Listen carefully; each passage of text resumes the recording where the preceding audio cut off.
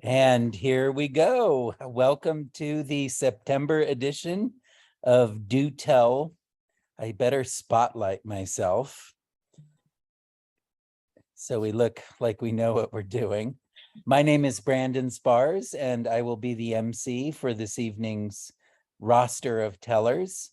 We are live in Santa Rosa, where we just had a 4.4 earthquake. And so we are as, let's see, was that Vicky who said we are shaken up? Or Lori, you said that. Lori. We are quite shaken up, literally, not stirred. And so we're all pretty familiar with the way this goes, but generally we tell 5 to 7 minute stories, and you'll get a warning from, well, probably a warning from Katie Mangan if you're at 7 or going over too long, but generally we just try to monitor ourselves and keep to that time limit. We'll have a short break in the middle, followed by a meet and greet. There's a prompt, and we'll introduce ourselves and where we are coming from and make some announcements, and then head into the second half of the stories. So without any further ado, I'm going to call to our virtual stage, Beth Wakely, and let me find Beth. Let's see, there you are. I'm here. I've got my squirrel shirt on. Yes. I know. Isn't that great? Great. One of those, all you never need to know comes from a squirrel.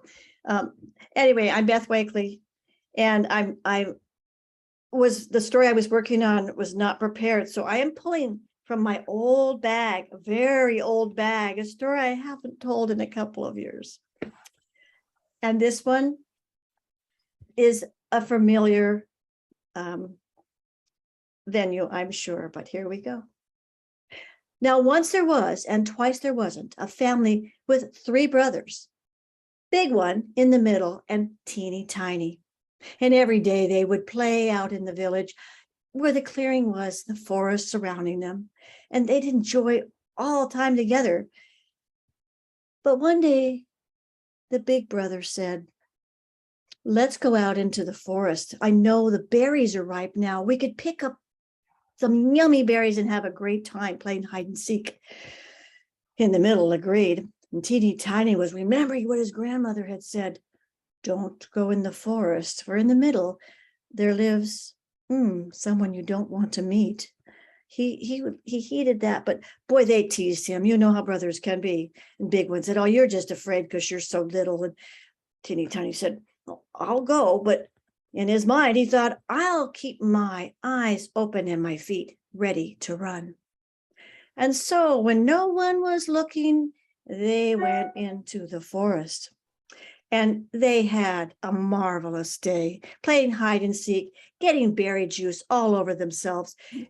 And then they noticed the sun was going down and the shadows were getting longer, and they'd lost their path. Teeny Tiny said, "I'll climb up this tree, this tall tree." It's tall for him, but he could see a small light in the kind of deeper in the forest a bit. "Why don't we go there? We'll ask, the way back, or maybe someone will help us find the path." And so the big one in the middle and teeny tiny followed that direction. And sure enough, there in a clearing in the forest, they came to a fence around a little tiny cottage. Very strange looking cottage it was. And then teeny tiny thought, but big one said, "I'm going to go in and ask." And he opened the gate, and in the middle followed, and teeny tiny. And just at that time, out came an old woman. Oh, what an old woman she was. My goodness, her nose curved down, her chin curved up. And she said, "Oh, you must be lost, little guys, little boys, come in. I have enough food for all of you. And tomorrow you just wait and see if I don't show you the path." They were delighted. Big one just took one whiff of that incredible fragrance coming from her kitchen. Smelled so good, and they were very hungry. And so he followed her right in, and in the middle followed, and Teeny Tiny had no choice. She had a seat for each one of them, and she placed some lovely meal, rice and some kind of meat, and it smelled so good, and they ate and ate, and their tummies were full, and they were sleepy. So she had 3 beds. Imagine that. Big one lay down. I think he was asleep before his head hit the pillow. In the middle followed, and Teeny Tiny did not fall asleep. The old woman went back and cleared off that table, and she was doing something over there with a knife or something. She called out after a while, "Who's awake and who's asleep?" Well, of course, Big one and in the middle. They were sound asleep, but Teeny Tiny, the littlest one, is awake. Oh, Teeny Tiny, why aren't you asleep? Oh, when I go to bed, my mama makes me popcorn, and then I eat some popcorn, and then I go to sleep. Well, she had popcorn. She brought some in. He ate it up, and she was gone, and he was seeing that she wasn't looking. He snuck out of bed. He looked out, and there in the full moon, he looked down at that fence. Was that a fence of wood, or was that a fence of bones? It looked like bones, little bones. He snuck back in bed and kind of shivered, and she called out again, "Who's awake and who's asleep?" And of course, the littlest one is awake. "Well, why aren't you sleeping, Teeny Tiny?" Well, all that popcorn made me thirsty. And so my mom goes out to the well, because of course there's no running water, and she gets a sieve and fills it up and brings me water. Well, at that time, being a witch, she wasn't as bright as some. So she leaned over to get her sieve, and out of her pocket fell a needle and a little bar of soap and a little knife. And she said, "Oh, my magic things." And she put them up high on a shelf and went outside to the back. And at that moment, he jumped out of bed. He woke up in the middle, and Big one, and he said, "This is the witch woman our grandma warned us about. We've got to go now. But wait, Big one, hold me up so I can get these 3 things." And he stuck that needle, and he stuck that bar of soap, and he stuck that little tiny knife, like a little dagger, right in his pocket. It fit perfectly. And out the front door they ran. And of course, if I were with kids, we'd run, and we'd run, and we'd run. But the old witch woman was not to be fooled. She was right behind them, and her long, bony legs would just spread across the earth. She was right behind Teeny Tiny. And he had in his hand that bar of soap, and it slipped. Oh no! But the minute it hit the ground, it grew and grew into a mountain of slippery soap, so slick and slippery that old woman, she could not get over it or around. She could not get around it. She ran all the way around it. And because her bony legs were so long, she caught right up, and her apron was flapping right behind Teeny Tiny. And all he had in his hand was that little needle.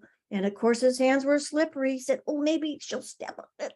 And it slipped right out. And when it hit, it grew into a pile of needles as sharp and stickery as could be. Ouch, ouch! She couldn't climb over that pile. So she spent a long time running around it. Now, the boys could just hope that they could make it to the edge of the forest, but they weren't quite there yet. And that hot breath was right on Teeny Tiny's neck, and all he had left in his hand was that little dagger. And he said, "Maybe she'll step on it too." And she threw it down, and crick, crack, crick, the earth opened to a big chasm, and the old witch woman, why, she couldn't go over it, and she couldn't go around it. And so the boys ran until she was crying out, "Oh, Teeny Tiny, I'll get you next time." But of course, as in all tales, we hope that she does not. And the boys, well, they stayed around the village from then on. And snip, snap, snout, that tale is told out. I think that's the first story I ever learned. Kindergartners love it. Wow, yeah. Snip, snap, snout, that Yes. tail is out. I think I borrowed that from the English, and I think that the other's more of a Yabba Baba type story. Uh-huh. I I think really love how you embody the story as you're telling it. That was very captivating. Thank you. Thank so. you If very much, Beth. I wasn't sure a children's story would go, but you know what? They are fun to tell. So there you go. That was really fun. What was the significance of the sieve for getting the Well, water? you know what, you can't hold any water in a sieve, but I would Yeah. be taking that in as a prop, and I don't have one here, but you know, anybody wouldn't go get water from the well in a sieve Mhm. because it doesn't hold any water. They gave him time to get away.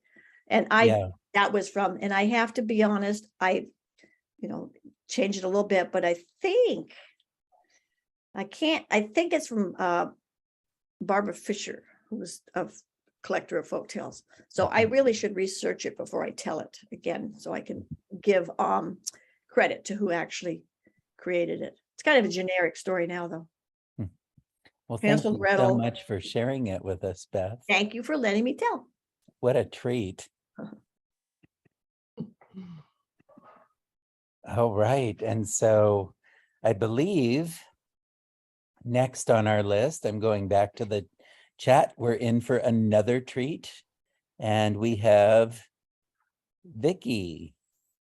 Please welcome Vicky to our virtual stage. Hi, Vicky. Hey there. You mean I have to follow that? Oh man, that is not right, Beth. Hello? You could have been crummy at it and I'd feel better. Well, I'm going to tell a new story. So it's kind of rough, and that's my excuse. The 40-foot woman slithered out from behind the curtain. She shimmered and she shook, and her hair, like a dark, stormy sea, tossed this way and that. Her black eyes alight. Ooh, she was so sexy. And she shimmered out right to the sheik.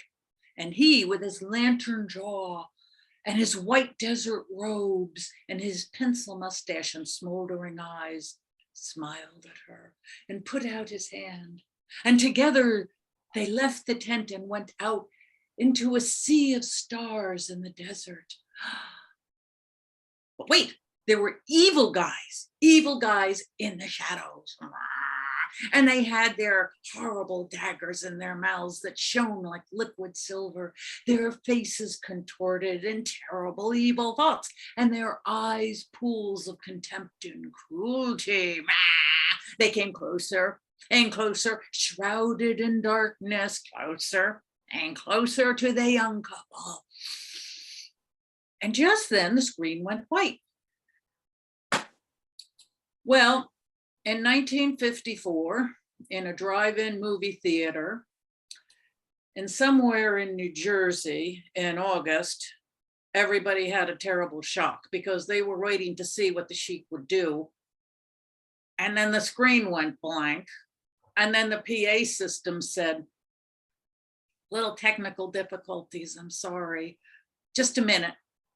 Well, a minute turned into minutes, and the daddies got out and they slapped at mosquitoes and stretched. And the kids ran around the cars, and the mamas took the little ones into the bathroom. And the lovers got out of different sides of the cars and stood around nonchalant as they could possibly be. And finally, the PA system said, can't fix it. Come back next Saturday. On your way out, get a voucher. And when you come back next Saturday night, you get in for free and a box of popcorn. Okay, well, then the screen went dark and everybody was in darkness.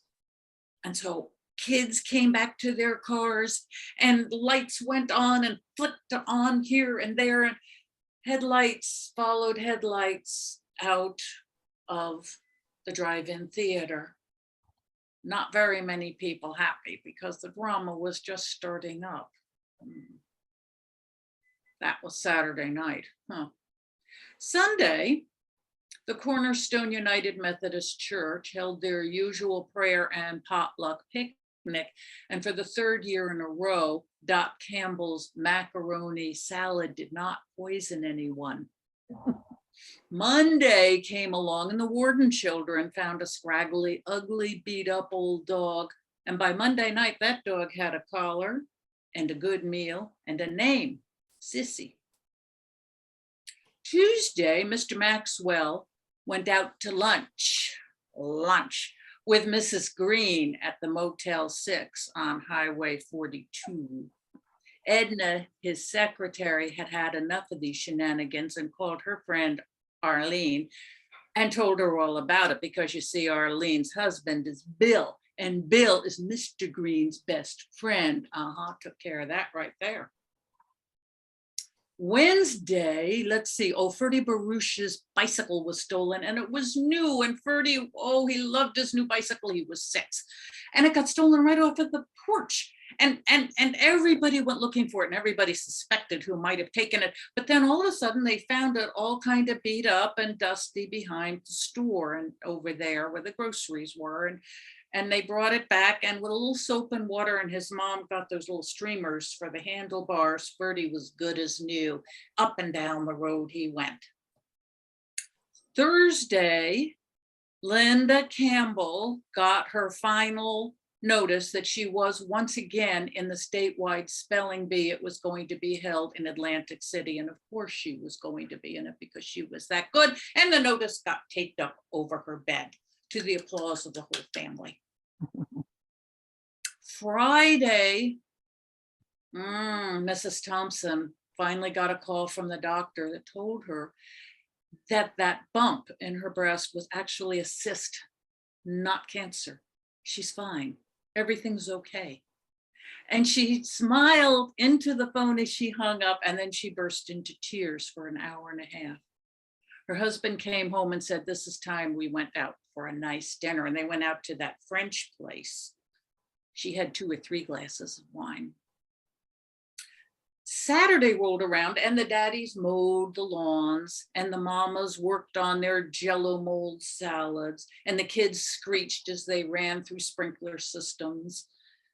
And the mamas took the clothes off of the line, and the daddies manhandled hamburger and fired up the grill. And then before you know it was Saturday night. And everybody got in their cars and headed like bees toward a hive to the drive-in with their vouchers. And in they went with their popcorn box, and they found their little stall. And one by one, their headlights turned off like fireflies suddenly going to sleep. And the darkness seeped in with a cool dampness. And finally, everybody sat in darkness and silence. Bing, here she came, the 40-foot woman. Oh, whoo, she was so sexy, slithering and shimmering and giving come hither looks. Her hair flying this way and that way. Up to the sheik she went, and him, being cool but passionate, took her hand, and out into the ocean of stars they went. But wait, there were evil guys. Ooh, look how ugly they are. Ooh, they're like vermin. They creep and they crawl, and they've got black hoods over them, and all you can see is shining daggers, and their faces contorted in horrible shapes, and their eyes glittering with evil. Closer and closer and closer they went, looking at each other. Closer and closer until they got right up to where the sheik and his lady were standing. And he turned and he saw them. And that's when he waved his hand in the air. And here comes a carpet flying through the air. And it hovered over them, and it unfurled itself at their feet, offering them safety and the adventures and the drama of faraway exotic lands, if only they'd climb on. And of course they did. And so did everybody in the parking lot with them, crowded on them. And everybody took off on the magic carpet into the night.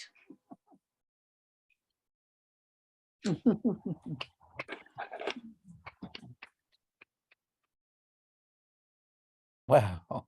That was a wonderful mix of genres too. You had the film and then you structured it so beautifully. It was a world in a week.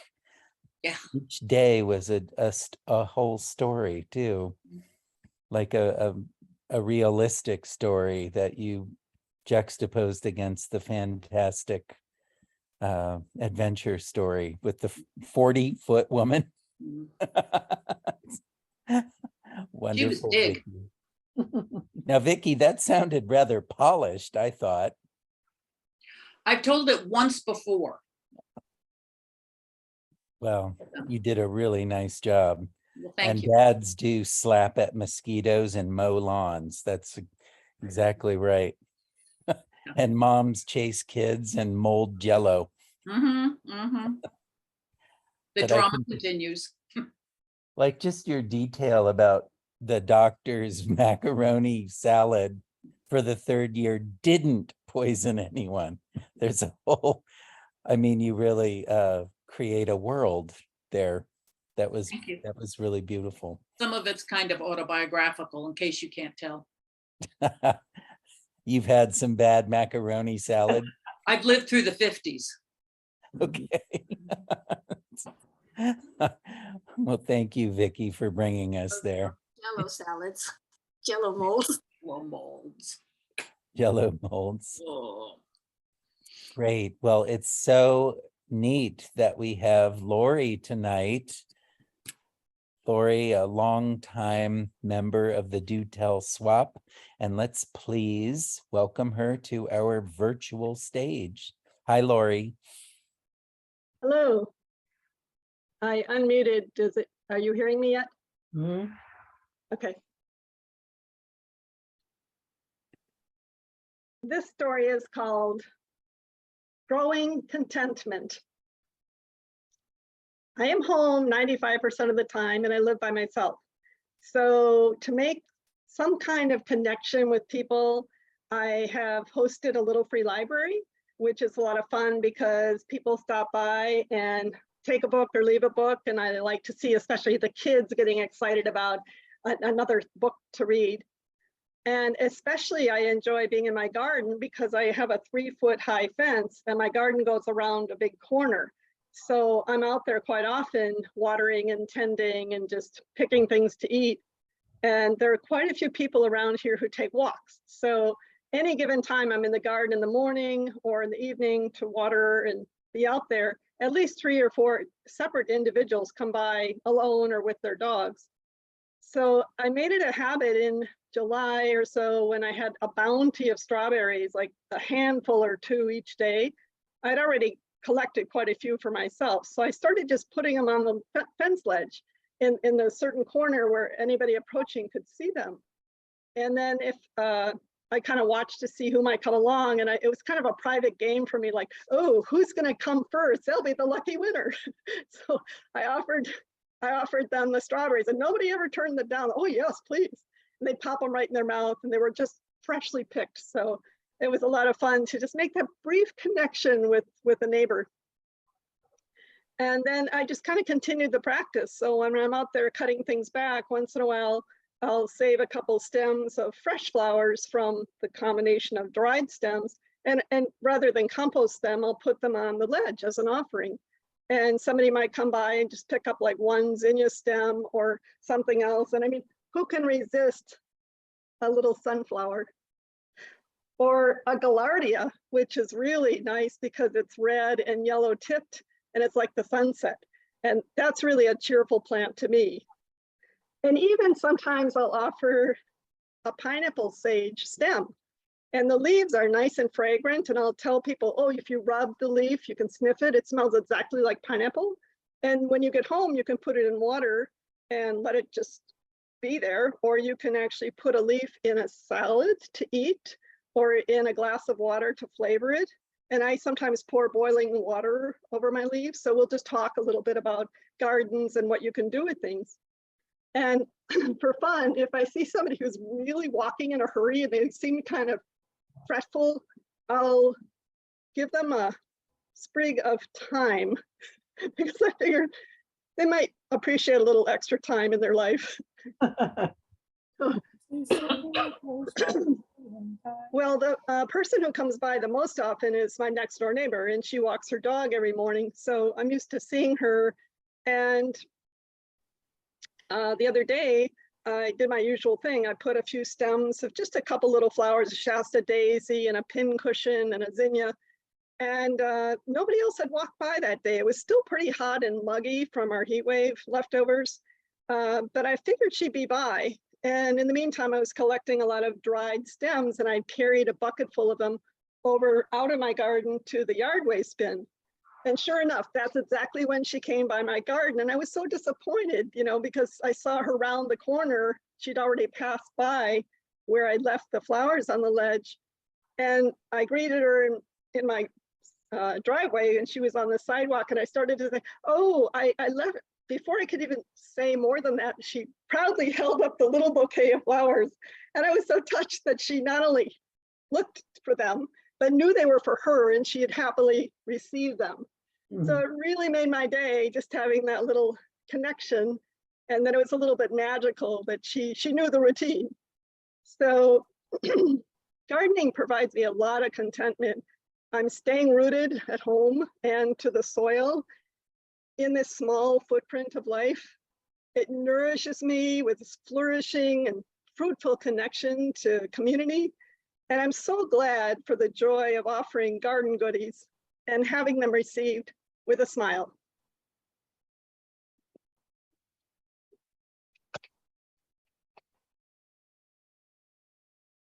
Lori, you're such a gift to your community. What a pleasure that is to have someone like you in the neighborhood. And you bring the gift of your story to us. Thank you very much. Thank you. Have you read Braiding Sweetgrass? Yes. Yeah. Yes. I really enjoyed various passages from that. Mhm. Thank you. I thought that book would resonate with you. Yeah, I just read it myself, and I Mhm. recommend it to anyone who hasn't read it. The gift of strawberries is a part of that book that Great. I remembered when Lori was telling her beautiful story. Thank you, Lori. So I believe we're at the end of the list of people who have signed up.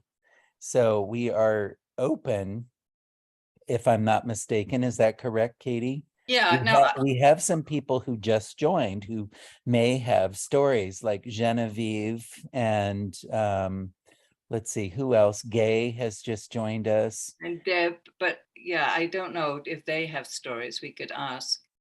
Yeah, so if you if any of the new, I mean, these people arrive at various times, but if you have a story, please volunteer in the chat. So Genevieve, yeah. Oh, sorry, I interrupted you. No, that's okay. It's in the draft. I also have one in the draft. So, Mhm. you know, Genevieve and I could. Katie, would you like to go first? Okay, that's okay. Now, if it's too long, if I don't stop myself, please stop me.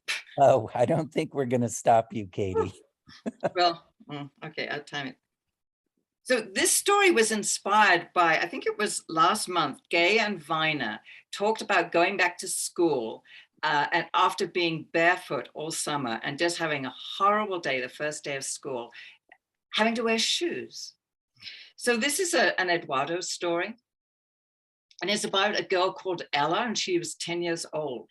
And her father decided that it would be really great for her to go and spend the summer with her grandparents, his parents, in the countryside.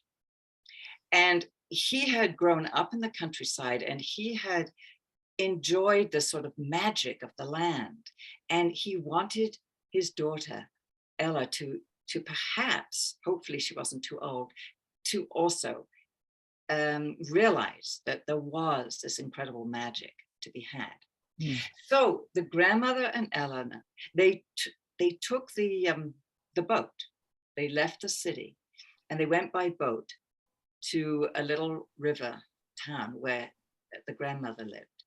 And so Ella watched as the buildings just faded into the distance, and she was kind of surrounded by water. It was very strange to her.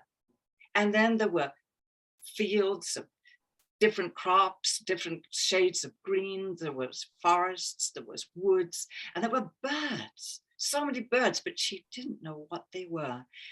And, she was kind of bored with it. And her grandmother watched as she was knitting.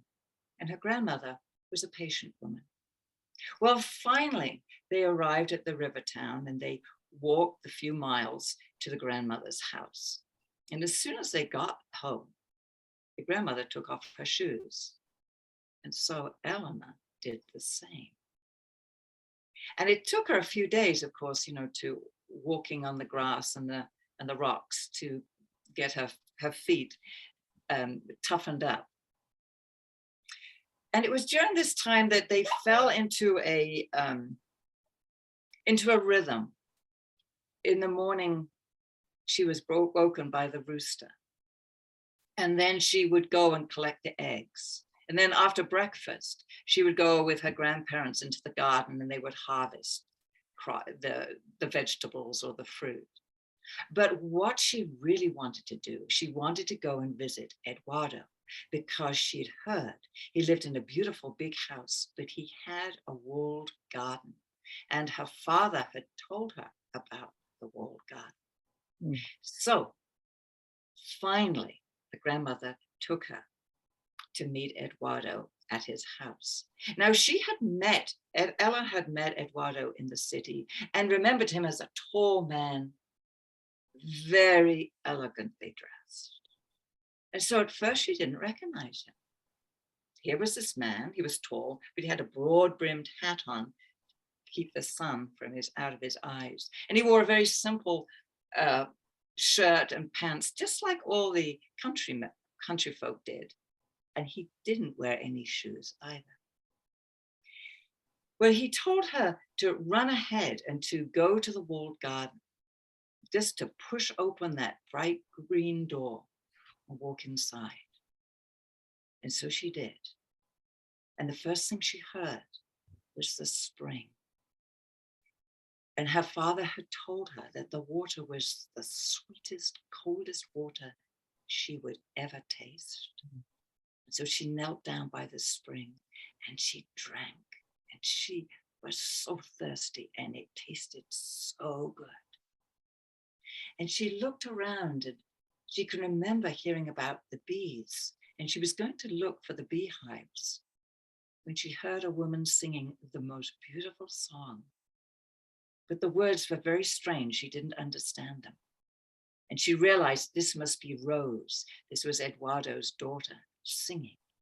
And so she went looking for her. And within the walled garden, there were all different vegetables. And it just took her a long time to weave her way through, following the sound of this beautiful song. And then there was Rose. She had the most beautiful face and smile. She looked like a little pixie, short black hair. And she was delighted to see Ella.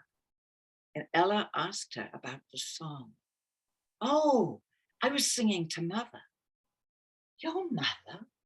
No, not my mother. Our mother, Mother Earth. And Ella asked her to teach her that song with these ancient words, sacred language. And so she did. And Ella learned that song. And also she learned the names of all the birds and the animals using their sacred names. It was during the month of August that the storms began. It was very hot. And the thunder, there was thunder and lightning storms, which of course were lovely because it cooled everything off.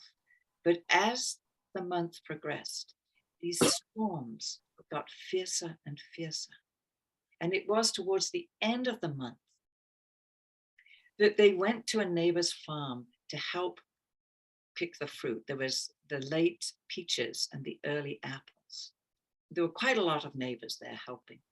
And they'd worked hard all morning, and they went and they sat in the shade and ate their lunch. And then everybody fell asleep. And so they didn't see the huge black rain clouds coming in.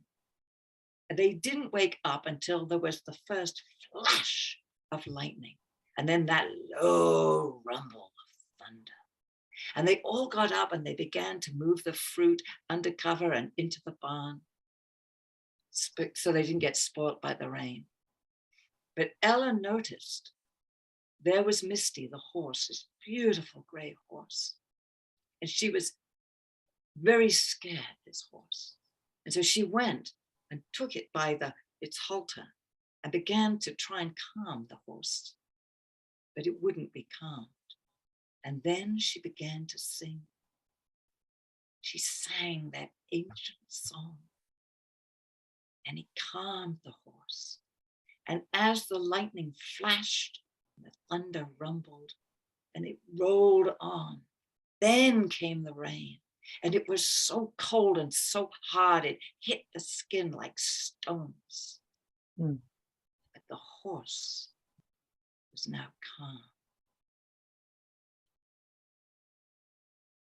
The mornings and the evenings, well, the days were getting shorter. The mornings were getting cooler, and so was the evenings. And Ella knew it would soon be time to return to the city. And grandmother had been knitting her a cardigan, which she now wore, and a thick sweater. And the morning that Ella saw the swallows gathering on the roof of the barn, she knew it was time. And she went to find her shoes. And she put them on. And her grandmother, who was knitting, continued but watched. And Ella couldn't fit her shoes on. They were too small. Oh no, I've outgrown my shoes. And she remembered what her mother had said about young girls who didn't wear shoes. How could she go home barefoot? But grandmother had thought about that. We shall go to the shoemaker. And so they did. And he made her the most beautiful pair of sandals and shoes to wear in the winter, but using the softest leather. And he dyed this leather, this beautiful deep cherry red for the sandals. And so when it was time to go home, she packed her bag and she walked barefoot to the ferry. And she didn't put her shoes and socks on until the city was coming into view. Mm-hmm. And because the leather was so soft, they really were very comfortable, although a little strange. But just as they were getting to the harbor, this big heron flew up and it began to just lazily flap away. And she was so pleased to see it because she thought that from leaving the country, she would leave all these birds behind, all these birds and animals that had these special sacred names. And her father, standing on the quay, saw the heron and wondered if Ella had seen it too. And he thought to himself, what is that name I knew as a boy? What is the sacred name for heron? And when she finally ran to him into his open arms, he said to her, Ella, did you see the heron? And she smiled back. Dad, I did. I saw Hansa. And he knew Hansa was the word he was looking for, and that she also had found the magic, the sacredness of the land. It needs some work. Oh, no, it doesn't. I agree with, that was Vina, right? I thought that was amazing. Yeah. Well, thank Wow. you, And it was all inspired by being Liner. barefoot and the story of having to put your shoes back on.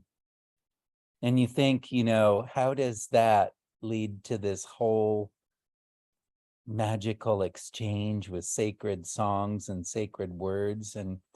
But then you think about being barefoot is really the simplest, strongest connection we have with earth, right? Yeah. It's with our feet. Yeah. And so there is a really strong relationship between being barefoot and knowing the sacred songs of Mother Earth. And it weaves beautifully together, Katie. Thank Thank you. you so much for that. Oh, you're welcome. I'm ready to doze off into the dream world as usual with Katie Mangan's stories. She's like a fairy into the subconscious for me. So I think it would be a good time to take a break now, and we'll regroup and make a new list. And I know we have people who are interested in telling who can sign up now. Be sure to put in the chat or directly chat to Katie. It's like direct message through Zoom, Zoom message.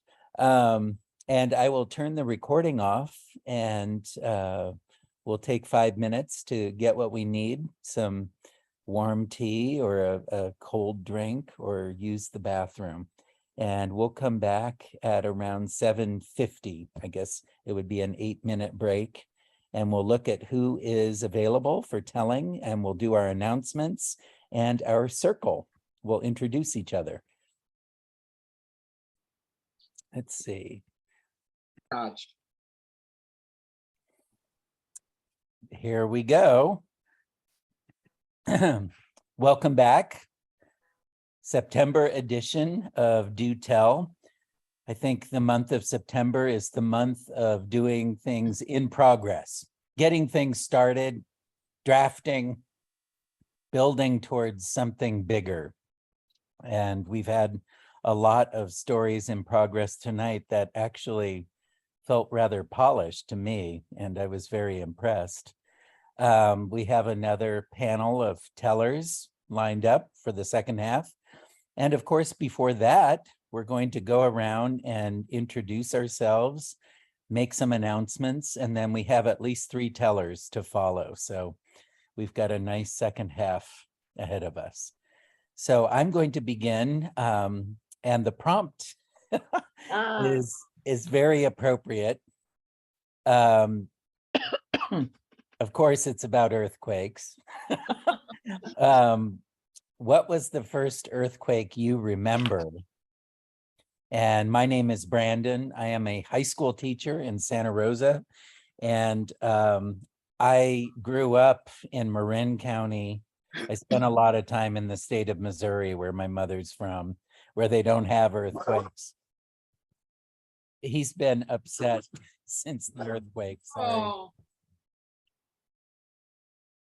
My first earthquake was when I was home sick, and I was alone, and I was about 5 years old.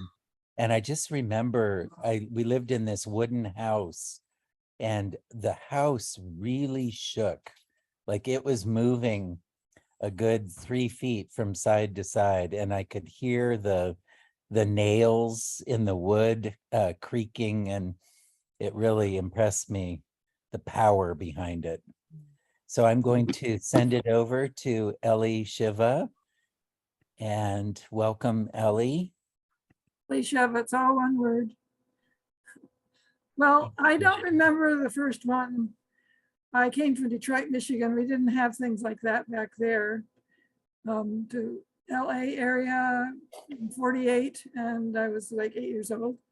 I don't remember them, but I know that when I got to I lived 15 years in San Francisco. So obviously one of those was my first thing, but I can tell you about the last one I felt real quick. It's the one that was in Napa about 3 or 4 years ago, 5 years ago maybe. And I was sleeping over in Terra Linda, San Rafael, because I had gone to the city and come back, and I didn't want to come all the way to Petaluma in the, in the middle of the night. And so I was sleeping, and all of a sudden I felt this little, like when you push your shopping cart down the ramp, and it's got those little bubble things, and it goes bubbly, bubbly, bubbly. And I opened one eye and said, "Oh, an earthquake." Shut my eye, and it was probably went back to sleep before it even stopped. I was so blasé about earthquakes by then. It was good, because the next morning that I did ask my friends did they feel it, and they said yes, it was a good thing for them, because they had made something to cook and it was on simmering, and they forgot that they had done that, and they went to bed and to sleep. And if the earthquake hadn't awakened them up, we would all been cooked, because they lived in an Eichler, which famously burns to the ground in 15 minutes or something like that. So they can have a little good side once in a while on the earthquake. Thank you, Elisha. Thank you. You're welcome. And next we have Vina. Well, I'm gonna have to admit my ignorance. What was the one that knocked down the freeway in Oakland? Loma Prieta. And that was 87? Yeah, or 89, 87, I guess. Yeah, October 1989. 89. Fine, okay, all right. Well, I was, that was the 70s, and then there was the 80s, and so we still were sleeping in a waterbed. And it was kind of amazing to be waked up in a waterbed for a daytime nap, because the whole thing just really rocked underneath me. And I can remember being kind of irritated, I'm having a good nap here. I don't want to be waked up by an earthquake. So I tried to go back to sleep, but I think it was pretty, I've always loved earthquakes, and I've never been in one that was scary. And you only find out later that there was damage that arose from them. So I think that was kind of silly for me to not just wake up and enjoy the heck out of being in a waterbed in an earthquake. Sounds like the best place you could possibly be. Yeah. And Katie, it's you. I am Katie. I live in Santa Rosa. So my first earthquake was in 1980, and I had just arrived from Australia to California, and George and I went to Yosemite, and we were in the lodge, and I heard this rattle. It was like there was millions of carts being sort of rolled over pebbles. I mean, it was just like, what is this? And I looked outside, and the trees were going like this, and then you could see rocks actually falling down. And somebody said, "Oh, this is an earthquake." And it was like, why did I leave Australia? Because you don't have earthquakes there. You only have 270 kinds of venomous animals there. Exactly. And I survived 8 years. So what was the problem? Very good. And next is Beth. Oh, here she is. Yeah, I'm Beth, and I live in Sebastopol, and we've had a number of small ones. I'm racking my brain too, because the one that sticks out, of course, is the Loma Prieta.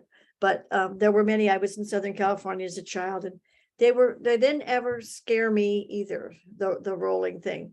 And I don't know which one it was, but I do remember the earth really moving, like it had to sit down. There've been that, and then waking up in bed a couple of times. But the story, I was teaching in 89, and I was pretty much alone on the campus. So, where do you go? And I thought, yeah, you're supposed to stand in a door frame. And I thought, not really. That's really not the best, I don't think. But I know when I got home, I said the hot tub water was just like you were describing it. It went up and came back. It went up and came back down. I have great respect for earthquakes. And yeah, Loma Prieta, I saw the road going up and down, just like you described the hot tub water. And next we have one of our co-chairs, Meg Brown.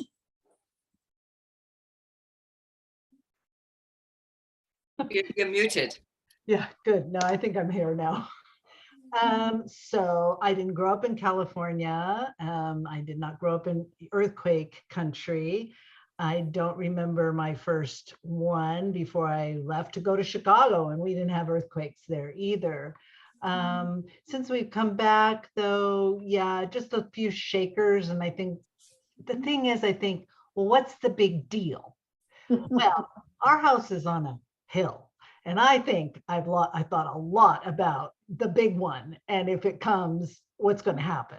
And so, I am afraid of earthquakes because we haven't had that big one, for a really long time. And it's sort of like hangs over your head like Damocles sword, it's kind of like, oh my goodness, when is that going to happen? My sister lives in Ridgecrest, and they've had a number of really big earthquakes. And she describes them, as rolling waves that come at her. I was talking to her on the phone the last time they had a big one. And she said, oh my gosh, there's one coming right at me. I can see it. And I'm like, so I appreciate all you brave people, but earthquakes are like a little unsettling, I would say.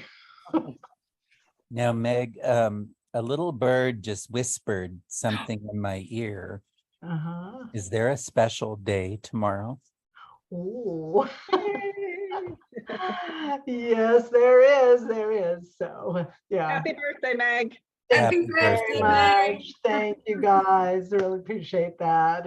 And Lori, your card was lovely. I loved your little packages are so fun. They keep me entertained.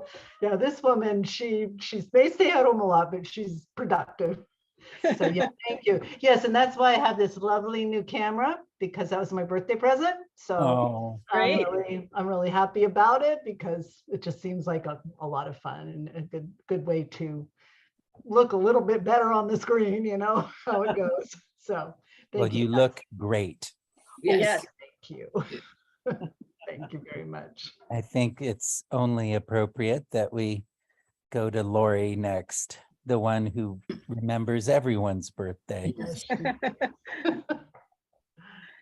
I'm not sure the first quake I felt. I've been in Northern California since 1980, but the one that, was the most shaker-upper for me was the October 17th, 1989 Loma Prieta quake. I lived in Sunnyvale then, which is only 30 miles north of the epicenter. And I was in an old house, and the whole thing just swayed back and forth. So it wasn't a jolt like the one we had today, as much as just moving. And it was a hot afternoon. It happened a little after 5 in the afternoon. And I was barefoot in the kitchen, and it was such a tiny cottage that there was no cabinets with doors. So everything was open, and all these glasses and plates were flying off into the store. And I was like doing this weird dance, trying to get away from the floor, and got under the biggest, heaviest thing I could find, which was an old desk. But that definitely got my attention. And the aftershocks were also difficult. And I remember not only me, but a lot of people went to bed fully clothed with their shoes right there by the bed for weeks afterwards. Yeah, thank you, Lori. And next we have Vicky. I moved here in 74, and that's when I discovered that sort of seasickness feeling that if you don't know it's an earthquake, you think, oh, am I sick? And then you realize what's actually happening is the world is moving. The Loma Prieta, however, in 89, I was working at Macy's up in the offices, and the electricity went out and a vase of flowers came down on my computer, and we all filed out, and there was just glass everywhere because, of course, all the store windows broke. And the interesting thing was I had to walk from downtown Market and Fifth up to what would be Diamond Heights, if you know that area, Mount Davidson. And people were just walking and migrating. There was very little traffic. There were just hordes of people. And I mean, homeless people, executives, ladies in heels, guys in running shoes, all kinds of people just talking to each other and asking each other what's going on. And there was this weird sense of community that you don't get. Mm. It was just really amazing. People sharing with others, not caring if this guy was somebody they would never talk to in a million years because he's drunk, or, oh, they're so rich, they wouldn't, nobody cared. They just helped each other. And it was truly an amazing feeling to see people sort of pull together just instinctively that we do that. And the other thing was coming up the hill. If you go up to the top of Market Street up to the hill, I could see the marina burning. The weird thing was I had a friend who lived there, and they of course ran out. She said she saw her toilet fly across the room. Ooh. That's what the marina was like. When I got home, I was on Mount Davidson, and the thing about mountains, being on a hill, Meg, you're actually a lot safer than you are in some other places like landfill. And I had like one thing fall down. That was it. I mean, there was no power, but one thing fell off of a wall. That was it. And my friend Jody lost everything in the marina. So you're good on the hill, girlfriend. Wow. Thank you, Vicky. And now Genevieve. Hi. Interesting, you should have asked that. I am unmuted. My machine is telling me to unmute. Can you hear me? Yes. Okay, it won't stop telling me to unmute myself. Let me tell. Oh, there we go. My sister called me. She lives in San Francisco just to check in on how I was. And she was having a memory when we were very little. I don't remember that. I was in a crib in my aunt's house in Mexico City, not far from the Angel of Liberty, this gold angel on a tall pedestal, when July 28th, 1957. So I was about 4.5. And it was a 7.6 earthquake. And she said what she remembers is that my aunt had one of those chandeliers that had glass crystals, and all she remembers is the tinkly, tinkly, tinkly. As he said, children, it was just fascinating for her. But that was my first earthquake. And when I looked up how many people had been killed, on one source it said way too few. I just knew that was wrong. But it just says many. And then I remember going through the Loma Prieta earthquake, but I won't talk about that because others have.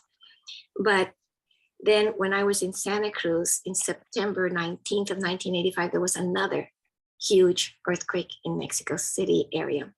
And I remember hearing about it, and someone came up to me. I was at a gathering of friends, and someone came up to me and says, I hadn't heard about it. And he said, is your family all right? And I said, what do you mean? She says, well, there's been a devastating earthquake in Mexico City, and I have a lot of relatives there. And I said, I didn't know, but I was glad to find out. And if you look up statistics for how many people died in that earthquake, this will tell you a lot about Mexico. From 5,000 to 45,000. Who knows? There's a bunch of poor people out there that we don't count. Yeah. That's so true. Yeah, the statistics, what a range that is. Yeah, That's it's like amazing. 9 times Yeah. from the highest to the lowest. Mhm. Close to the highest. Thank you, Genevieve. Another And- thing about reporting briefly is that during the Loma Prieta earthquake, I kept on getting, once we got power back and calls back, the calls that people were asking me from other parts of the world, this was being broadcast, and all they saw was the marina burning, burning, burning. So people in other parts of the world thought that San Francisco had burned to the ground, like it did in 1903. 1906. I 6, thank you, history teacher. At my age, 3 years more or less. Yeah, what's 3 years exactly? I think, and Katie, will you correct me if I'm wrong? Debbie might be the last person. There's Gay, I think, has left. Oh, correct? oh yeah, okay. And is Joy still here, my friend Joy, or has she left? Maybe she's already gone. Joy Yeah, Ross? I think she left. Okay, all right, yes, so you're right. Okay. It is Deb is the last. Hi, Deb. Hi. Well, I'm not originally from California. I came to California in my 20s, and I'm originally from out in Michigan. And I wondered what an earthquake would be like. And one day, I was in my mid 20s, and there was something that sounded like a semi truck had just crashed into the ground underneath my house. It went boom, like, and you could hear just everything like smashing down there 2 times, boom, boom. And I was in the middle of giving my hair a permanent. I was like, my hair was in the air, and I was holding the little circle things to make it. I had long hair then. My hair was up, and all I know is I said I realized what it was. This was an earthquake that was underneath the ground, belting into the foundation of the house. Anyway, I continued doing my permanent and got my permanent, and it was the curliest permanent I have ever had in my life. Was that one? It was like all the way out. I mean, literally, I was like, it's hard not to feel that terror of like an earthquake is so much power. The earthquakes that I've experienced since then, not quite the same, except that Loma Prieta. I was in Berkeley at the time, and it get belted in there about 1, 2, 3, 4 times. And then I had a friend I was talking to at work in the lab at Kaiser Lab at the time, and I said, and she said, I think it's an earthquake, and the floor was lifting up and going down slowly, up and down. And I said, it looks like a fairly large earthquake too. Because you just know when the floor starts lifting up and down, you've got some big, powerful thing. And then I got under a steel frame, with my hands up, and yelled, it's going to be okay. While the thing went slam, slam, slam, slam, and the whole place was screaming. And afterwards, my friend said, I looked around and you were gone. And I always felt like, what kind of a friend was I? I didn't take her hand and pull her under the door frame with me. I just ducked under the door frame. I didn't think to take care of someone. And so I always felt kind of a little miffed about that. Jerry was such a nice lady. So now you know what a real friend you are. When there's an earthquake and you ditch your friend out there. The earthquake. Did Loma Prieta affect your hair? I believe I started cutting my hair at that point in my life and just cut it off. I got rid of the ponytail. No more earthquake problems now with short hair. And I still am ready to jump out of bed pretty much, no matter what. Since I lived in California, I don't know if you wear your sweatsuit or anything to bed. Sometimes it's earthquakes, I think, that inspired that design of clothing at night. Thank you. We're getting other reasons now too, the fires and everything. Yes. Mhm. But I don't wear my shoes to bed. I don't wear my shoes and socks to bed. This is very cool. But keep them nearby. By the way, with new construction, door frames are no longer a safe place to be under an earthquake. No. Because it's so naughty. Yeah, they can go. I put a link in if anybody wants to see it. I found that very comforting in its clarity when I was in my meditation room after the shaking stopped. The chipper. Oh, okay. And so you don't go to the door frame anymore? Not if you're in new construction. Okay. You got an old solid house. So the idea is to get under something like a solid table where you can still move your legs around, away from falling bookcases and so forth, if you can. Yeah. And I realize I've been in earthquake country for so many years. And when I moved to this house, I didn't secure my bookcases. So Well, I did the wrong thing. My whole family went to the door frame. And we are in a You live in an older house. No, we're in a Christofferson house, so pretty new. I'll do the Wonderful. best you can. The place where the wall meets the floor, alternatively, that corner where the wall meets the floor, again, away from flying bookcases. And Okay. since you've got a larger family, that might work well. Yeah, that's where the dog went. There you go. And Instead. maybe I'm wondering if you're with a couch in front of, against a wall, maybe push the couch out and get yourself in that spot and Yeah, cover. Get those cushions on your head. good idea. Mm. Okay, so we have time for a few announcements. I have one. I want to mention that this weekend, there is an event put on by NSN, and it's called Share the Scare. And it's meant to get you ready for Halloween storytelling. And so there are numerous workshops and interviews and social hours with people from all over. Look at this. There's a fencing workshop where they actually go over the proper vocabulary you should use when describing a gory sword fight. I thought that was some of you might know Dimitri, who comes to our swap, and he is leading this. That was Vel's partner. Remember Vel Weiss? Yeah.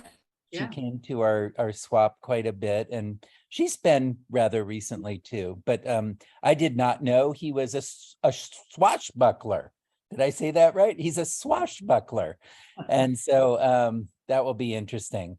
There are some heavy hitters like Donna Washington and Lynn Ford, and they're doing conversations, and there is a panel with Donna Washington and some other tellers, but Lynn Ford is closing it out with a workshop.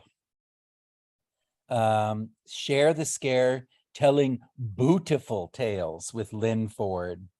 So she's an Afro-Lachian storyteller, and I think a lot of you are probably familiar with her work. To sign up, you go to my email. No, you go to the National Storytelling Network, and this is in events, and you'll see Haunted Share the Scare, and you can register right there. And I think, let's push it and see what happens.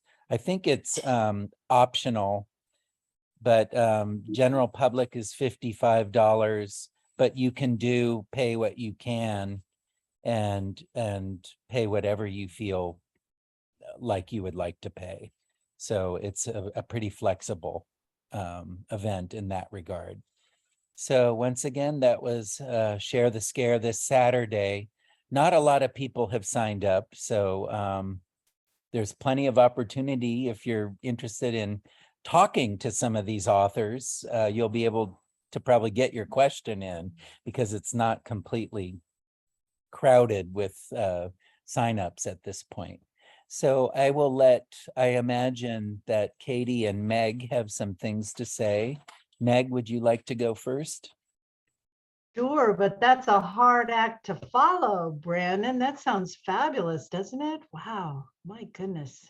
I love scary stories too. Yeah, so we have the genre stories coming up on Wednesday, September 21st. And Sharon will be telling, and they are telling scary stories, I think, aren't they? Katie, do you know? No, this is folk tales. Folk tales, thank you. It's next month. It's spooky. And is that you, Genevieve, or is it Vicky? No, it's you. Genevieve is telling in October, and Vicky is telling in December. So Okay. the swap is just a rock in these genre stories. It's cool. Yes, yes, and lots of fun there. So that's on September 21st, 7 to 8:30. Register before the time so that you can get in there. Otherwise, you'll be frustrated. And it's really a wonderful thing.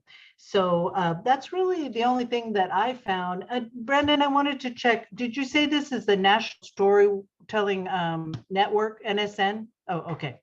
For that. Okay, good. Yeah, Just wanted to and make it's on sure. their website. You can register there for any or all of it. Okay, Okay, great. Yeah, that sounds wonderful. The times So, are always central. Remember that central time because they're Oh. based out of Kansas, or actually Kansas City, Missouri. Good tip. Good tip Yeah. on that one. Yeah. So, and then actually, you know, you can always go to the SAC website. There are swaps all over the state that do these videos, or, you know, they're on Zoom. And so if you really, you know, you just are craving some stories, you can probably go on almost any day, but they have a whole list and they describe them very well. So, you know, there's lots out there, and SAC is really your best resource, I think, except for Brandon. Brandon's your best one, but then they're second. That's not true. Okay. And Katie, do you have something you would like to add? No, nothing. Okay, Thanks. very good. What about anybody else? Does Well, before I sign off, I do want to remind everyone that we are working on Telebration. Katie's been working particularly hard in getting some guest tellers, and Brandon is looking for a student, I understand. So don't forget to kind of play it up with your friends. I mean, we are still quite a ways away. It is in November. It will be on the same day as we have our swap. So it's no Saturdays you have to take up or anything like that. So just, I wanted you all to be aware that we are working on getting the bones of the Telebration together so that we'll be ready to promote it. And where is Vicky? Vicky, thank you so much for those publicity tips that you sent over. Very good. Thank you. I really appreciate that. So we have good helpers. Yeah, and also thank you to Vicky, who's taking the notes of the meeting. Oh, If wonderful. Sharon Thank you. isn't with us. Yeah. You're excellent. Thank you. Mhm. And there is a recording available that Shags has posted of the copyright mhm. Oh, yeah. webinar that they just gave this Saturday. I wasn't able to see it, but I got the link to see it later. And I imagine it might be available to anybody. I just want to say that was a fabulous workshop. Great. Yeah, I wonder, Meg, if you maybe can put the link on the website. Okay. This Did you get Shags's email about it? did I get the Shags email? I don't know. I will check it out, and if I didn't, then I'll reach out and we'll get Okay, it, put it great. up. That'd be great. Yeah. All right. Well, why don't we move into our second half of stories then? And I know Genevieve has one ready to go. I mean, we're all doing stories in progress. Are you as well, Genevieve? This is definitely in progress. And you want me to go ahead and do it? Absolutely. That's the theme of the evening. The reason I am telling this story now is that I thought this is a story that I would tell for the spooky stories, but it's not a horror story. It's not a ghost story. So I'm not sure if it's appropriate. But what happened is very creepy and spooky. So it is a personal narrative. And I want to tell it now because I've been having a real hard time writing it. And I think you'll understand why, because it has to do with something that happened when I was 17. And it's a little complex. I'm trying to keep it mysterious until the reveal, but maybe it's kind of hard to do it. But I think it'll be, if nothing else, therapeutic for me to tell it. And I'm going to have to use my notes. Please forgive me. But I'm just wanting to get it out. Okay? Sounds good?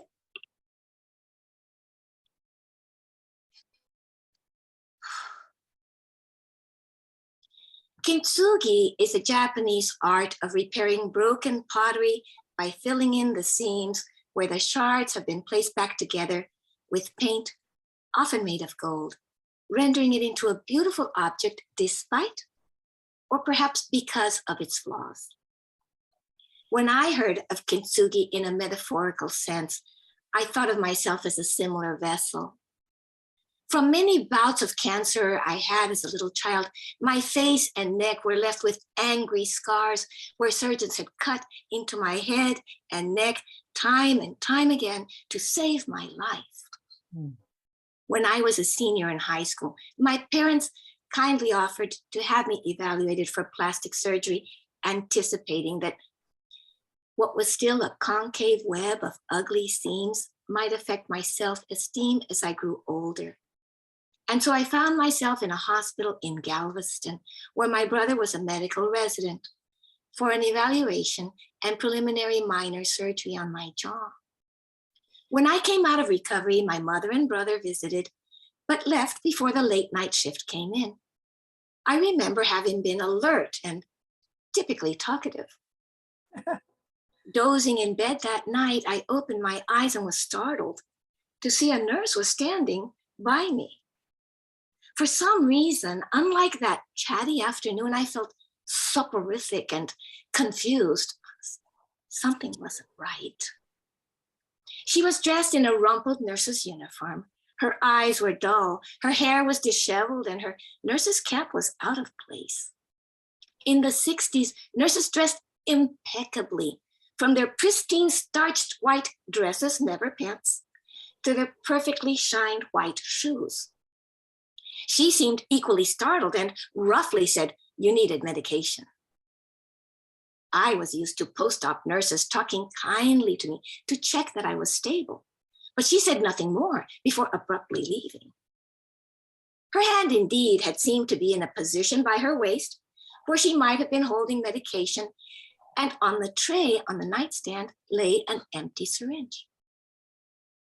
But what troubled me most was that she had a very disfigured hand.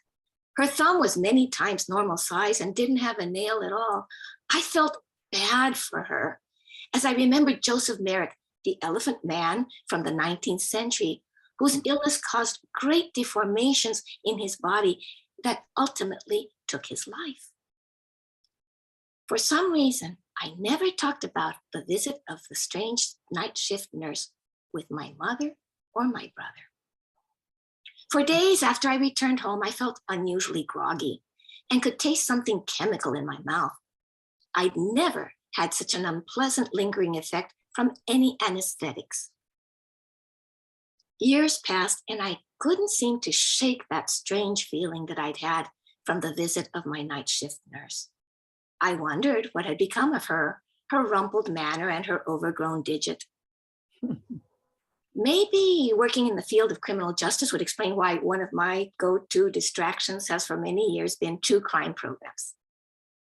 Only a couple of years ago, I was caught up in the mystery of a number of young teen girls who had been murdered over a period of years in East and Central Texas, starting the year after I'd been treated there. One of the suspects had not only been near where the bodies had been found, but for years before that, had been suspected but never charged, at least not charged successfully, of exposing himself to young girls in those same areas. He'd even assaulted a young woman in a Galveston facility for persons with mental impairments in the late 60s. He bragged that he could tuck himself out of anything. His name was Edward Howard Bell. The only reason he did ultimately end up in prison was for murdering a man who had come to stop him from exposing himself to yet another group of girls. In 1999, from prison, after years, he gave an interview in which he boasted of murdering many of the missing young girls, whom he remembered by the color of their hair, and called the 11 who went to heaven. You know how it is to go down the tunnels of these mystery stories. I felt compelled to place a face to his name and turn to Murderpedia, which has booking and prison shots of suspects. As I scrolled down and the photo of this Edward Howard Bell became revealed, I gasped. Looking back at me with dull eyes and dark disheveled hair was the incontrovertible image of my night shift nurse. I felt simultaneously appalled, sick, and relieved as a huge weight was lifted off my back. Because when something troubling happens to you and remains unexplained, your subconscious will keep it stirred up until it finds an answer. This is the liberating conclusion that my amateur sleuthing led me to. On that night, when I was in the hospital, I was visited by Edward Harold Bell. He had taken a uniform either bought at some store or stolen from a closet. The disheveled hair, the skewed nurse's cap were evidence of someone who didn't know how or didn't have the time to put the meticulous attention that nursing staff did to their appearance in those days. He had made his way probably up a back stairway into my room, first given me a sedative laced with memory inhibiting drug. Hence, I didn't remember his doing that. Then, given me an injection of a stronger drug. But I came to unexpectedly, and what I had thought had been a greatly disfigured thumb, for which I had years of compassion, was in fact his exposing and pleasuring himself at waist level to my inert body. Had I not unexpectedly regained consciousness, I don't believe he would have stopped there. The floor at that time of night was nearly empty of staff. I believe Edward Harold Bell shattered my psyche that night when I was 17 and came to and saw what he was doing. But what he did was buried not only by the drugs he had given me, but by the protective response of my young mind, which came up with utterly unrealistic, but less disturbing explanations of what I had experienced. It took years, but it allowed me to move forward, away from that haunting shadow of my youth. As with kintsugi in life, the process of mending can result in something more beautiful than the original.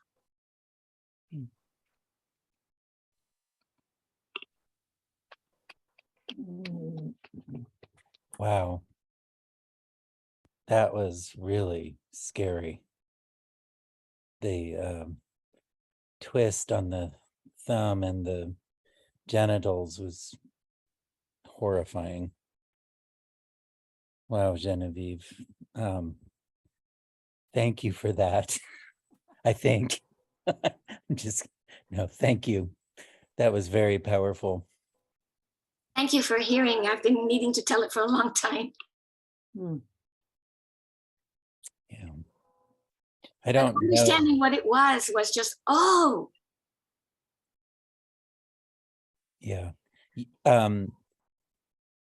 Was there something you were doing when you made the realization as to what his digit was, or can you remember where you were when you connected that? Can you hold on? Someone's leaving a very long message. Sorry. Oh. Okay. All right, there we go. I had had a visit for several weeks from a dear friend, and it was interesting because I had been looking at these murder stories on and off, but I began to think, well, wait a minute. I was in Galveston. He was in Galveston. But I didn't connect yet with the nurse. It was just, oh, that's interesting that this was happening. Wow, this was happening while I was there, sort of like an onlooker. But, well, this is going to be really strange, but I dated a man who was very inappropriate for me. It was not that he loved me, he just used me, so to speak. But for my birthday, of all things, he gave me a puzzle of a naked man. And when I remembered that birthday gift from many, I was just 21, but when I was trying to sort out all this, I remembered that puzzle, and and all of a sudden I thought, that was the thumb. Hmm. That was the thumb. And I were was you so holding the pleased. piece of the digit and you realized it was the thumb? You were holding that puzzle piece? No, I remembered I never put the puzzle together. I was here, Oh, okay. Yeah. but the cover. So as Mhm. I'm reading about this happening and remembering being in Galveston, somehow it all just kind of coalesced. And because I was very innocent at that time, I had no idea what a man's digit looked like. Mhm. All of a sudden I thought, oh, I was just trying to explain what that was. And, the position was perfect. Basically, he was holding his hand under his digit, which was Mhm. fully grown Yeah. and had no nail on it because he was circumcised. All right. Sorry, maybe I'm being too specific, but the liberation of saying, when I looked at his face, because I remember thinking he had his, I thought, what weird hair this nurse has. It's like Mhm. black and sideswept and fluffy and weird. And I looked at him and, oh my God. And my friend was here. And I said, oh my God, that's the man that was the nurse who was in my room. It was Yeah. a man. It wasn't a nurse. That's incredible. Yeah. Well, I think we all needed a bit of time to process that story. If you don't mind the details, I hope they can be posted. If not, you can edit it out. Oh. Yeah, Vicky, are you taking notes? The digit was a penis. With my little digits, yes. Vicky will do a Um, great job. She always does. I know She's she very does. appropriate. Yeah. I'm an interpreter. I have to feel very at ease using all sorts of explicit language. I'm just trying to have respect for the fact that we're on a virtual stage here. Yeah. Thank you Well, for listening. It really helped me. yeah, thank you, Genevieve. My story seems kind of silly after this. Good, we need to leave. Bring it on. I was it was my wife's birthday this weekend. She's 49. And we had an event on Saturday. So we celebrated it on Sunday, and we went to the House of Prime Rib. I don't know if you've ever been there. You can basically eat all you want. And I got very, very full. And it made me think of homecoming in high school when I asked a girl for the first time on a date. I had just gotten my driver's license. I was 16, and my friend said, now you can go on dates. You have to date. And so I asked this girl I had never spoken to. She was a freshman with blonde hair. Her name was Tammy, if she wanted to go on a date. And she was 14, and I had just turned 16. So she said yes. And she had never been around boys before, and I'd never really been around girls before, but I took her to dinner and a movie, and it was homecoming weekend. The next day was the dance or something like that. It was September. And I took her to the fanciest restaurant I could think of. It was in San Rafael. I was in Mill Valley, and I forgot my wallet. No. And so I realized this, and it was a stuffy place. And the waiter, I don't think he was really happy with us to begin with, because we weren't ordering wine and we weren't spending that much money. She was so nervous and freaked out that she didn't eat. And so I ended up eating her dinner also, just sort of adding to the marvel of what teenage boys were like for her.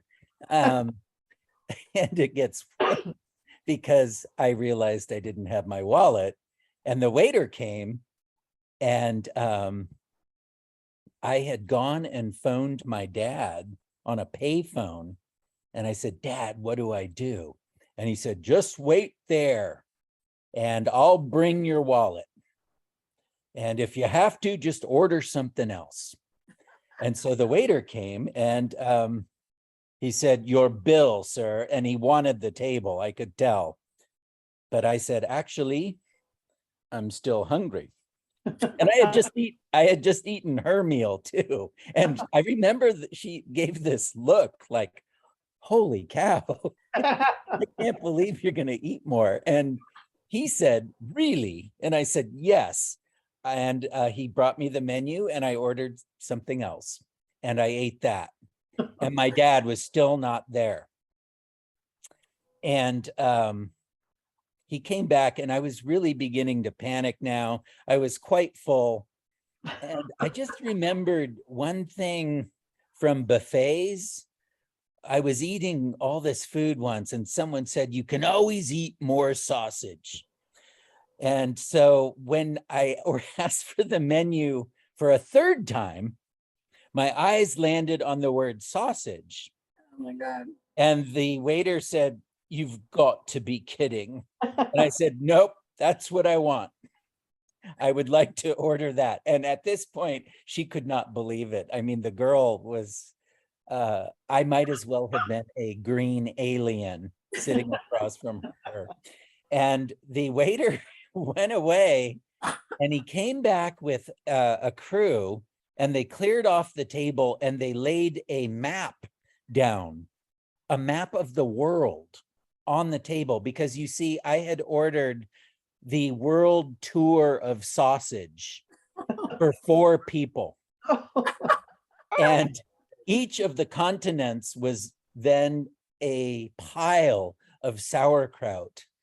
And these things were laid on each of the continents representing these cultures. Of course, America had a hot dog, a Polish sausage, a bratwurst over Wisconsin. And then in Europe, there were things you could identify like knockwurst in Germany and kielbasa and, you know, Portuguese sausage. But it got a little wild around China. There was something I could not really identify that wasn't shaped like a sausage. It was more like a softball and it had string tied on it. And I had to pretend like I was very hungry. And so I was eating my way through America, over through Europe. And I kept asking, "Do you want some of this?" And she, at this point, was just she had her napkin over her mouth and she said, "No." And when I bit into the thing from China, this black liquid came out everywhere. And I could, I remember I swallowed and it didn't go down.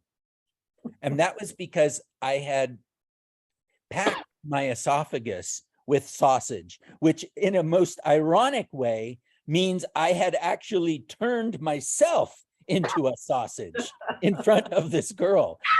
My dad came, we paid, we got out of there. I could barely make it to the car. And of course, we were headed to the movie at this point. Oh, no. And this was doing untold things on my system. I was completely out of control of my body. I mean, there were noises coming out of my mouth that was like barking, like, "Bah!" And you know, gas would just shoot everywhere. And I had a really upset stomach. And I did what seemed like a good idea, but was actually terrible. I ordered a large Sprite and took it to our seat in the movie theater. And the effect of the Sprite on my intestinal system that was packed with meat was unbelievable. At one point, I think I was levitating out of the chair, howling with gas. And I heard people from about 10 rows up asking, "What is that smell?" And everyone was looking around. And I eventually looked over at her and she had practically climbed up on the right hand armrest to get as far away from me as possible. And she had drawn her feet into this fetal position. I had thoroughly ruined the idea of boys in her life for the next 6 years, probably. But I did do one thing that was nice. I asked her, "Would you like me to just take you home?" And she, without saying anything, just nodded, "Yes," you know, and so we went home. And I remember, I don't think the car had even stopped. She opened the door and went running to her front door. And I shouted after her, "Call me, okay?" And of course, there was never a call. I only saw her one more time in high school. It was in the hallway. And she saw me coming. She turned around and just walked the other way. That's the end of my story. Oh. It's more of an anecdote than a story. No, it's a great story. Oh my God. Thank you. Ooh. I doubt you'll ever look on me the same again. Or ever eat with me anyway. Can't believe she got into a closed car with you. Oh, You boy. didn't even have to hit the gas pedal. I was going up out of my seat. Exactly. No gas pedal. Well, It's We good have- you didn't smoke, you know? yes, Yeah. you're right. The mix of smoke with gas might have been a flamethrower or something. I don't know. I might have been shooting fire. All right. I believe we have one more person who can tell a story tonight, and that is Lori Reum. And Lori, are you available to tell a story? Yep, Yay. I'm right here.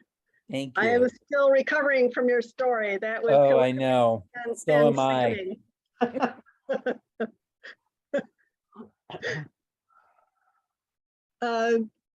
This is a sort of a part 2 of the story I told earlier, another garden adventure I had. There's a neighbor who I noticed, we had first met a couple years ago, and he'd be out pushing a brand new grandchild in a stroller, and we'd say hello and chat a little bit. But sometime in the last few months, I noticed a new pattern from him, and he would walk by on the hour, every hour, and he had a very distinctive, determined walk, and his posture and his demeanor seemed a little off, and I wasn't sure what was happening, but I'd say hello. And in fact, I'd say, "Hi, Dan." And he'd look at me and he'd go, "Hi, Dan." He'd repeat what he heard. So I knew something was off for his cognition. And I really didn't know his wife much, but they lived near me. And one day when I was on my own walk, I saw her in the garage with the grandkids, and I didn't see Dan around. So I approached her and I said, "Hi, Linda, I'm Lori. I live on the corner there with the library and the garden." She goes, "Oh yeah, I know where your house is."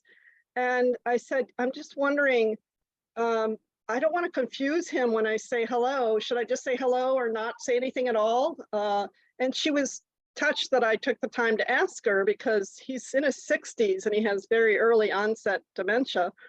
And she had to quit her job to stay home and take care of him. So it's a big load on her. And she was glad that I asked about it. And she said, "No, it's okay. Just don't expect any interaction, because that's what his brain is doing. He usually repeats what he hears." And I said, "Well, I see him go by a lot, and I also see him out my kitchen window, and I have a security camera that watches him as well. So if you ever need some help, or you haven't seen him come home from his loop, just let me know and I'll help you look for him or do what I can." So we exchanged phone numbers just to have that handy. Well, about a week later, he came by, and I put out berries or other items to hand the first person I see. Well, I wasn't looking up, and I heard somebody approaching. So before I saw that it was him, I said, "Oh, would you like some berries? Do you like strawberries?" And again, I'm never sure how much he's comprehending. He goes, "Yes, I like strawberries," like a little kid. So I gave him 4 big berries, and he took them eagerly. And then, something was niggling at me. So I just wasn't sure. I don't know what it was, but I just felt like I should notify Linda. So about a half hour later, I texted her and I said, "Just so you know, Dan came by and offered him 4 big berries. Maybe a couple of them made it home for you to share." And she immediately texted me back. She says, "I'm so glad you let me know that, because he doesn't understand boundaries, and he's been going to the next door neighbors and taking their strawberries without permission." And I was just dreading having to go over there again and apologizing to them. So I was so glad we had introduced each other and had that connection. And I was so glad I followed my intuition to just notify her, because I thought, you know, maybe he's allergic, maybe it's not in his diet, maybe this. But when she told me it's because he takes berries and doesn't understand, we were both relieved to know that the mystery had been solved. So that's my short story about my neighbor. You created a straw burglar. Yeah. Fortunately, he doesn't come over and help himself to my berries. He seems to know, you know, stay on that side of the fence. And, but he's always been pleased when I offer them.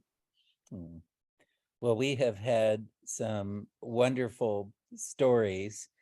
People insist they're works in progress, but I really think a lot of them were actually very polished, certainly riveting for our audience tonight. Mhm. And I want to thank each and every one of the tellers as I'm pulling them up. I think we got Lori, we got Vicky, we got Beth, we've got Katie, and Lori again, and Genevieve. And what a night we've had. Thank you all. I mean, look at the range tonight. We had stories that were fantastic, and we had stories that were just horrifying and terrifying, and stories that are goofy. I'm not going to say who told that one, but anyway, what a pleasure it has been to spend my evening with you all. And I wish you a good month of September. And until we tell again, right? I mean, it'll go by fast. It will. Yeah. Thank you, everybody. Happy Thank birthday, you. Meg. Wonderful stories. Birthday, Just Meg. really a treat. Thanks. Thanks to everybody. It's good to be here. Boy, is it ever healing. Yeah. Yes. Good night, everybody. Okay. Good Good night. night.